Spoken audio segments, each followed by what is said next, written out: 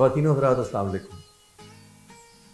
خواتین و حضرات 31 اگست 1965 سے 3 ستمبر 1965 تک کا جائزہ لینے کے بعد ہم اس نتیجے پر پہنچ چکے ہیں کہ جنگ شروع ہونے سے پہلے ہی ہندوستان ایئر فورس، جو کہ تعداد میں پاک فضائیہ سے کہیں بڑی تھی، اس کا مقابلہ کرنے کے لیے پاک فضائیہ کے پاس بہتر تربیت اور جذبہ واحد ہتھیار تھا۔ کمانڈر ان چیف نور خان کو نہ صرف ان کی ذہانت کے لیے بلکہ تیز فیصلہ سازی اور شاندار انتظامی صلاحیتوں کی وجہ سے انتہائی احترام سے دیکھا جاتا تھا۔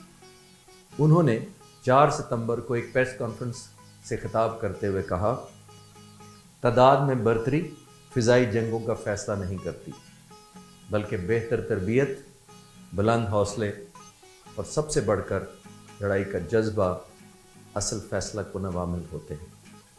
وقت نے چند دنوں بعد ان کی بات کو حرف بحرف سچ ثابت کر دیا۔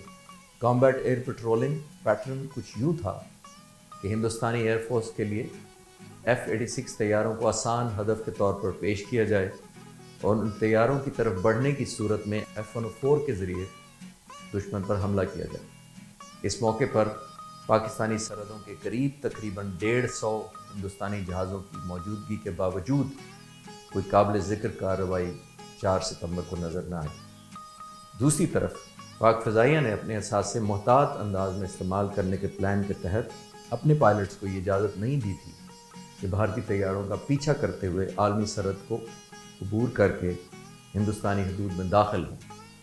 4 ستمبر کو 34 اے ڈیفنس مشن پاک فضائیہ کی طرف سے اڑائے گئے، جس میں سے 3 مشن سرگودا سے اڑے۔ ان آپریشنز کا محور جوڑیاں اور اخنور کے علاقے میں ہندوستانی آرمی کی تنصیبات رہیں۔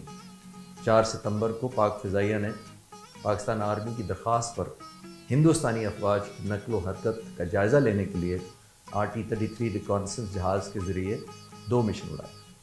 4 ستمبر کو پہلی مرتبہ بھارتی ایئر فورس کے MiG-21 ایکشن میں نظر آئے، جن کو ان کی تیز رفتاری کی وجہ سے سکیسر ریڈار نے شناخت کیا، لیکن ان طیاروں کا پاک فضائیہ کے طیاروں سے سامنا نہیں ہوا، کیونکہ وہ ہندوستان کے اندر ہی پرواز کر رہے تھے۔ ہندوستان ایئر فورس کے 24 سے 30 طیارے جوڑیاں میں پاکستان آرمی کو نشانہ بنانا چاہتے تھے، لیکن پاک فضائیہ کے مختلف اوقات میں اڑنے والے 12 سے 16 جہازوں نے اس منصوبے کو ناکام بنا دیا۔ 4 ستمبر کو اسکواڈرن سجاد حیدر نے کمانڈر ان چیف کے پشاور کے دورے کے موقع پر ان سے درخواست کی کہ ان کے اسکواڈرن کو بھی دشمن کے خلاف کارروائیوں میں شمولیت کا زیادہ موقع دیا جائے، کیونکہ اس وقت تک زیادہ تر آپریشن سرگودا سے ہو رہے تھے۔ کمانڈر ان چیف نے پشاور کے جہازوں کو نیپام بم، راکٹس اور بموں کے ساتھ لیس کرنے کی اجازت دے دی، مگر بدقسمتی سے جنگ شروع ہونے تک یہ جہاز اپنے حصے کے مشن نہ اڑ پائے۔ خواتین و حضرات، جنگ دن بدن ایک شکل اختیار کرتی جا رہی تھی، جس سے چند دنوں میں یقینی طور پر بچنا محال نظر آتا تھا۔ خواتین و حضرات، 4 ستمبر 1965 تک ہندوستانی افواج کے نقل و حرکت اور پاکستان کے بارڈر کے قریب بڑی تعداد میں موجودگی اس چیز کا پیش خیمہ تھی کہ جنگ اب چند دنوں کی بات ہے۔